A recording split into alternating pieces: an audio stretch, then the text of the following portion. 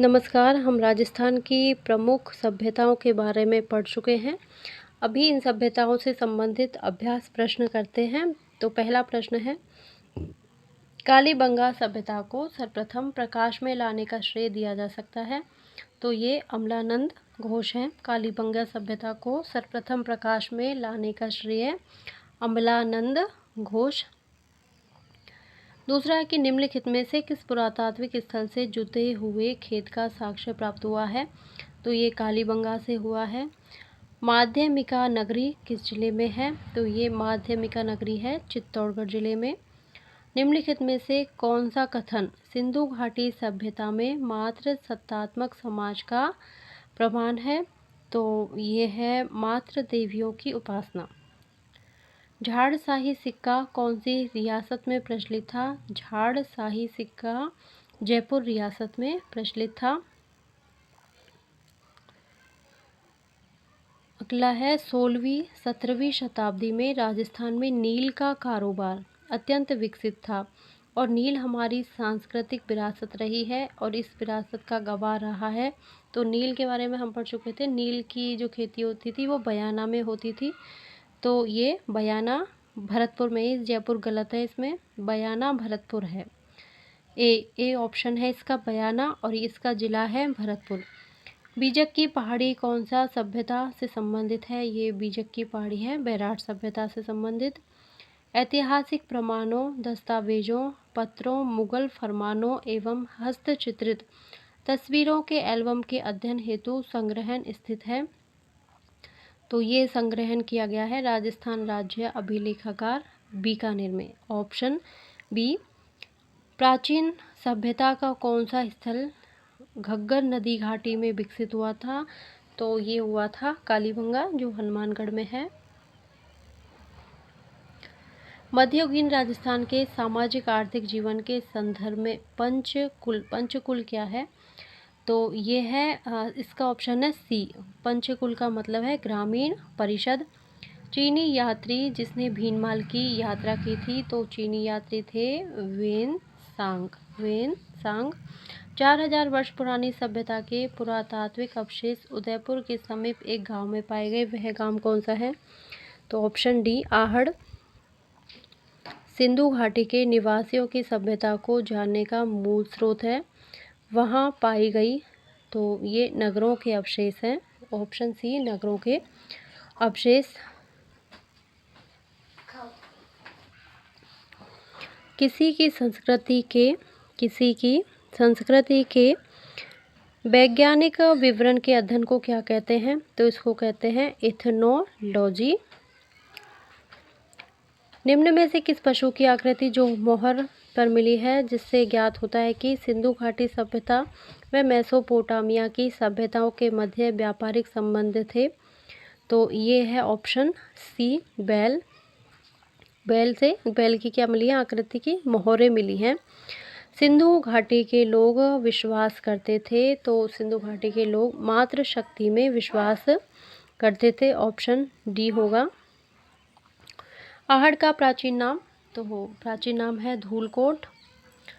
महाभारत काल के अवशेष कहाँ पर मिले हैं। महाभारत काल के अवशेष ऑप्शन है सी अलवर के निकट, बैराठ व भरतपुर के निकट, नोह में। क्वेश्चन नंबर 19, चीनी यात्री वेनसांग ने राज्य के किस नगर की यात्रा की। तो इन्होंने भीनमाल की यात्रा की थी। सिंधु घाटी सभ्यता के लोग किस पशु से परिचित नहीं थे। तो ये घोड़ा से परिचित नहीं थे। सिंधु घाटी के लोग गाय, बैल, हाथी सबको जानते थे लेकिन घोड़ा को नहीं जानते थे। कालीबंगा, पीलीबंगा किस जिले में है। तो ये हनुमानगढ़ में है। Option B. Question number 22, Rajasthan राज्य के पुनर्गठन से पूर्व सर्वप्रथम सन 1934 में ताम्र सामग्री की प्राप्ति का स्थान है परवस्तर तहसील का गांव। तो इसका ऑप्शन है B Kurada. Question number 23, Rajasthan में बौद्ध संस्कृति के अवशेष कहाँ मिले हैं। तो ये अवशेष मिले हैं बैराठ में। सिंधु घाटी के नागरिक निम्न में से किस धातु से अपरिचित थे। तो सिंधु घाटी के जो लोग थे वो लोहे को नहीं जानते थे। लोहा, तो ऑप्शन सी। मौर्य सभ्यता के प्रमाण निम्न में से किस स्थान पर उपलब्ध हैं? तो ये हम पढ़ चुके हैं, बैराट सभ्यता। गणेश्वर का टीला, जहाँ से ताम्रयुगीन अवशेष मिले हैं, गणेश्वर का टीला, सीकर, ऑप्शन ए। हड़प्पा संस्कृति में से किस काल से संबंधित मानी जाती है? तो हड़प्पा संस्कृति कांस्य युगीन सभ्यता है। कालीबंगा में सिंधु घाटी की सभ्यता के अवशेष प्राप्त हुए हैं। तो कालीबंगा हनुमानगढ़ में स्थित है। क्वेश्चन नंबर 29, लेखन कला की उचित प्रणाली विकसित करने वाली सर्वप्रथम सभ्यता थी? तो ये सभ्यता थी मिस्र की सभ्यता, ऑप्शन बी, जो कि लेखन कला की उचित प्रणाली विकसित की थी मिस्र की सभ्यता ने। आज भी भारत में वेन्सांग को याद करने का प्रमुख कारण है उनकी रचना CU की, जो हेनसांग की रचना है CU की। क्वेश्चन नंबर 30 के बाद 37, चलो ये मिसप्रिंट होगा, क्वेश्चन से मतलब है हमें। तो क्वेश्चन है, निम्नलिखित में से कौन भारतीय पुरातत्वविद कालीबंगा की खोज करता है? तो ये खोज करता है ए घोष। आहट सभ्यता स्थित है बनास नदी पर।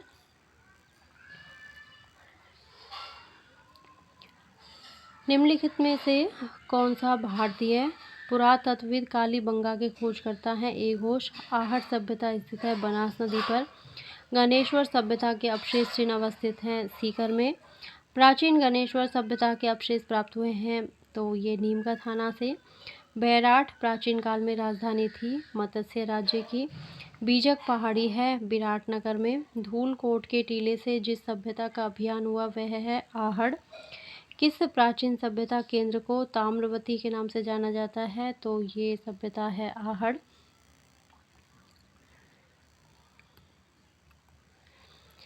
प्रोफेसर SD सांकलिया के निर्देशन में जिस सभ्यता स्थल का उत्खनन हुआ है, तो SD सांकलिया ने उत्खनन किया था आहड़ सभ्यता का।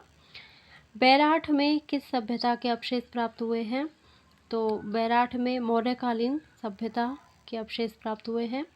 हड़प्पा संस्कृति के एक प्रमुख स्थल कालीबंगा की खोज का श्रेय जाता है, तो अमलानंद घोष यानी कि बी, ऑप्शन ए घोष। निम्नलिखित में से कौन सा एक युग्म सही सुमेलित नहीं है? तो देखते हैं सारे ऑप्शन। कालीबंगा जो है अमलानंद घोष उत्खननकर्ता सही है। आहड़ प्राचीन स्थल, इसकी खोजकर्ता उत्खननकर्ता SD सांकलिया, ये भी सही है। बैराठ केदारनाथपुरी उत्खननकर्ता, तो ये ऑप्शन सही नहीं है क्योंकि इसका उत्खनन वो कैलाश दीक्षित और नीलरत्न बनर्जी ने किया था। तो इसका ऑप्शन है सी बैराठ। और बागौर प्राचीन स्थल VN मिश्रा, ये भी सही है। तो इसका जो रॉन्ग है वो है बैराठ प्राचीन स्थल। निम्नलिखित में से कौन सा कथन सही है? गणेश्वर, तो गणेश्वर एक उत्खनन स्थल नहीं है, बैराठ एक ग्रामीण संस्कृति केंद्र है। और कालीबंगा लोह युग संस्कृति का एक उदाहरण था। और आहड़ वासियों का महत्वपूर्ण व्यवसाय अयस्क तांबे का गलाना था। तो इसका जो है डी, इसको इसमें देख लेते हैं, हाँ इसमें पूरा है। तो निम्नलिखित में से कौन सा कथन सही नहीं है? तो इसमें डी ऑप्शन सही नहीं है। बाहड़ वासियों नहीं, आहड़ वासियों का महत्वपूर्ण व्यवसाय अयस्क तांबे गलाना व ताम्र वस्तुएं बनाना था। तो डी ऑप्शन। निम्नांकित में से किस इतिहासवेत्ता ने कालीबंगा को सिंधु घाटी साम्राज्य की तृतीय राजधानी कहा है? तो ये दशरथ शर्मा ने कालीबंगा को सिंधु घाटी सभ्यता की तीसरी राजधानी कहा है। जुता हुआ खेत के प्रमाण निम्न में से किस पुरास्थल से मिले हैं? तो ये मिले हैं कालीबंगा से। निम्नलिखित में से कौन सी वस्तु आहट सभ्यता के स्थलों से संबंधित नहीं है? तो इसमें आहट सभ्यता से ये बी नहीं है, चित्रित धूसर मृदभांड, क्योंकि काले मृदभांड थे, चावल थे, तांबे की वस्तु थी, लेकिन चित्रित धूसर मृदभांड आहट सभ्यता की विशेषता नहीं है। बैराठ विराटनगर में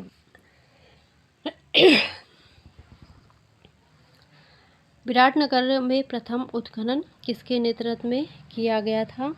तो जो प्रथम उत्खनन किया गया था वो दयाराम साहनी के द्वारा किया गया था। इसी के साथ ये क्वेश्चन हमारे पूरे होते हैं। अगर आपको मेरा वीडियो पसंद आता है तो प्लीज़ हाँ, इस वीडियो को लाइक करें, शेयर करें तथा सब्सक्राइब करें। Thank you.